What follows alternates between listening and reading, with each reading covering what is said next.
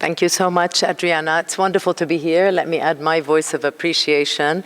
It's a little bit awe-inspiring, really, to be with such distinguished women, but also, as Rebecca said, the journey itself is certainly worth reflecting on.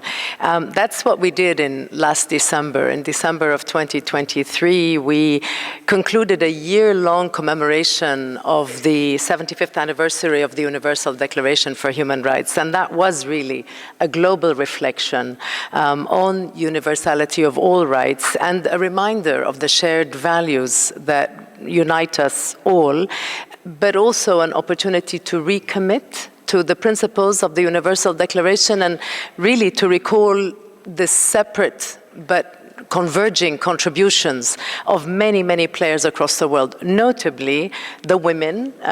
Rebecca spoke about the giant shoulders we stand on.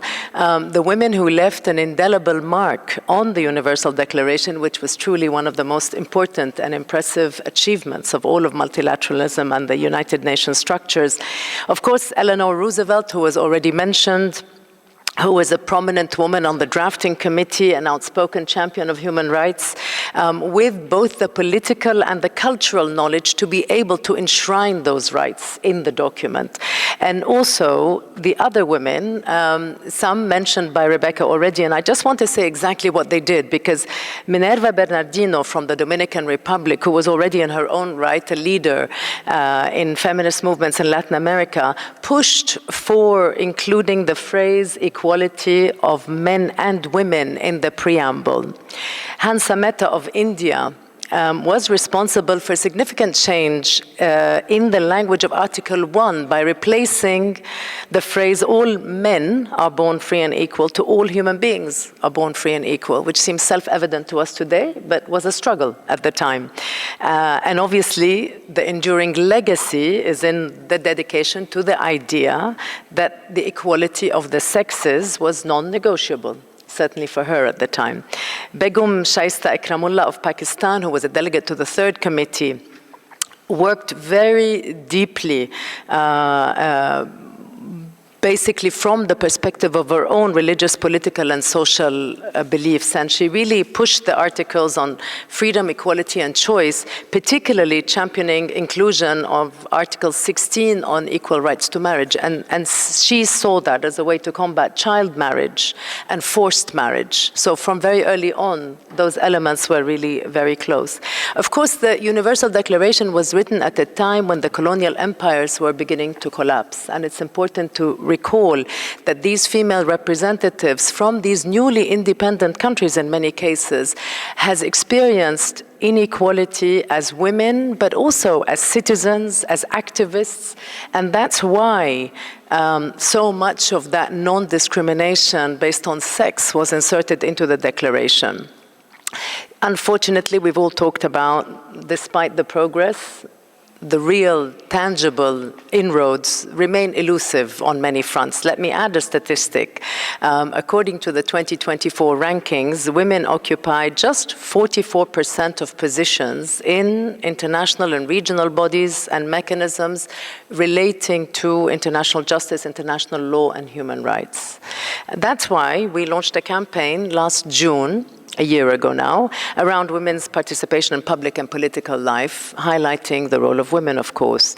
And building on that Human Rights 75 campaign, we are celebrating women's leadership and participation in conflict. We've already heard how much that participation is conducive to more durable and more successful solutions. And I agree with Pamela. Rebecca's examples were fantastic because I think they speak to the intrinsic value added of perspective, of approach, of sustainability that we can certainly bring.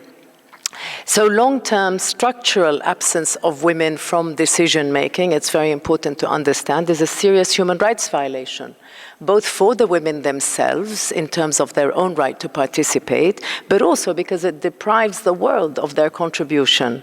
CEDAW is currently elaborating a general recommendation, number 40 of this year, on equal and inclusive representation of women in decision-making systems, with new approach to governance based on parity and inclusivity. We have to acknowledge that gender-based discrimination and gender stereotypes are significant obstacles. We have to address the conservative narratives that perpetuate those stereotypes and that suggest that women's roles should be limited to the private sphere, to family and to procreation, not because they choose to, but because that is in some ways appropriate somehow. We need to recognize that multiple and intersecting forms of discrimination, I'm talking about compounded discrimination, age, disability, sexual orientation, gender identity, and ethnicity, all of that associated with human rights activism creates more obstacles, including violence. And we have to see that gender-based violence and the prevalence that we face with it especially targets human rights women defenders and women who hold public decision-making positions as they challenge traditional norms.